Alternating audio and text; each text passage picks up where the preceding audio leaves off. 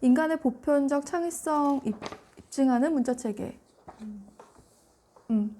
수메르의 서령 문자 이외에 인류 역사에서 독립적으로 문자가 발생한 것이 확실한 또 한 예는 중앙아메리카, 특히 멕시코 남부에 있었던 것으로 추정되는 아메리카 원주민 사회다. 중앙아메리카 문자는 구대륙의 문자와는 별도로 발생한 것으로 생각된다. 옛 스칸디나비아인들 이전에는 신대륙 사회가 문자를 가진 구대륙 사회와 접촉했다는 신빙성 있는 증거가 없기 때문이다. 더욱이 중앙아메리카 문자의 기호들은 구대륙의 것과는 전혀 달랐다. 연함은 종류의 중앙아메리카 문자가 알려져 있는데 이들은 전부 또는 대부분이 서로 관련된 것으로 보이며 대부분은 아직 부분적으로만 해독되었을 뿐이다. 현재까지 중앙아메리카에서 발견된 문헌 중에서 가장 오래된 것은 BC 600년경 멕시코 남부의 사포텍 지역에서 나온 것이지만 해독이 가장 잘 된 문헌은 단연 마야 저지대의 것으로 이 지역 문헌에 적혀있는 가장 오래된 연대는 AD 292년에 해당한다.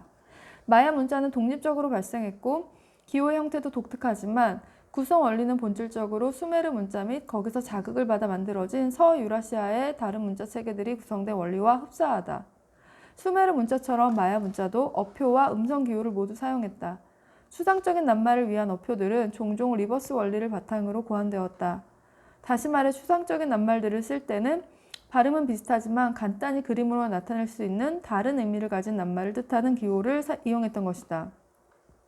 일본의 가나 및 미케네 문명 시대 그리스의 선문자 B의 음전 문자들처럼 마야의 음성 기호도 주로 자음 하나와 모음 하나로 이루어진 음절을 나타내는 기호들이었다.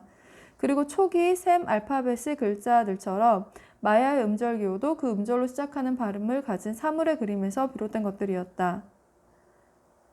중앙아메리카 문자와 고대 서유라시아의 문자 사이의 이 같은 유사점들은 결국 인간 창의성의 보편성을 입증하는 것이다.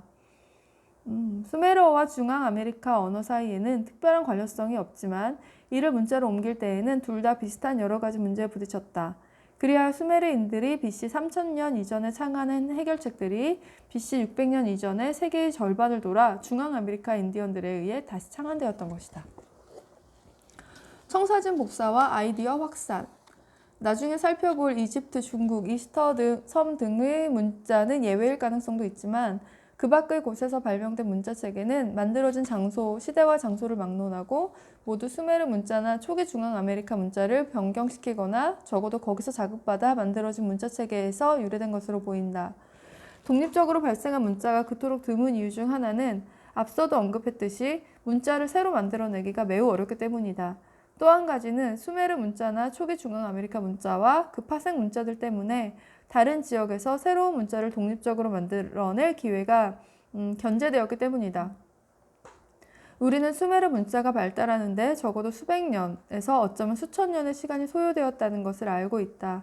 문자가 발달하기 위해서는 어떤 인간 사회가 과연 문자의 유용성을 느끼느냐 마느냐, 그리고 그 사회가 문자를 사용하는 데 필요한 전문 필경사들을 뒷받침할 수 있느냐 없느냐를 결정하는 몇 가지 요소들이 선행되어야 했다. 수메르인들과 옛 멕시코인들 이외에도 고대 인도, 크레타, 에티오피아 등 수많은 인간 사회에서 그 같은 선행 조건들이 무르익었다. 그러나 수메르인들과 옛 멕시코인들이 문자를 만들어내자 이들 문자의 세부적인 내용이나 원리가 신속하게 다른 사회로 전파되었으므로 다른 사회에서는 수백 년 또는 수천 년에 걸쳐 독립적으로 문자를 실험해볼 기회조차 없었다. 그리하여 또 다른 독립적인 실험이 이루어질 가능성은 견제되거나 좌절되었던 것이다. 문자의 전파는 두 가지 대조적인 방법 중 하나를 통해 이루어졌다. 이는 다른 기술이나 아이디어의 역사에서도 마찬가지였다. 가령 어떤 사람이 무엇인가를 발명하여 사용하기 시작했다고 가정해보자. 이때 그런 물건을 원하는 사람이 또 있다면 남이 벌써 그것을 만들어 잘 써먹고 있다는 것을 아는 상태에서 자기가 쓰기 위해 그 비슷한 물건을 고안하려면 어떻게 해야 할까? 발명품의 이 같은 전달 과정은 가지각색의 형태를 띈다. 우선 청사진 복사라는 방법이 있다. 세부적인 청사진을 구하여 그대로 복사하거나 변형시켜 사용하는 것이다. 또 다른 과정은 아이디어 확산이다. 이것은 기본적인 아이디어밖에 얻어내지 못해 세부적인 내용은 새로 발명해야 하는 것이다. 어떤 일이 가능하다는 것을 알게 되면 자기도 그 일을 해보고 싶어지는데 스스로 찾아낸 해결책이 첫 발명가의 것과 비슷할 수도 있고 그렇지 않을 수도 있다. 최근의 예를 들자면 역사학자들은 러시아가 원자폭탄을 만들 때 청사진 복사와 아이디어 확산 중에서 어느 것이 더 크게 작용했는지에 대해 아직도 논쟁을 계속하고 있다. 러시아의 폭탄 제조 노력은 결정적으로 미국에서 이미 만들어진 폭탄의 청사진을 스파이가 훔쳐내서 러시아에 전달했기 때문에 가능했을까?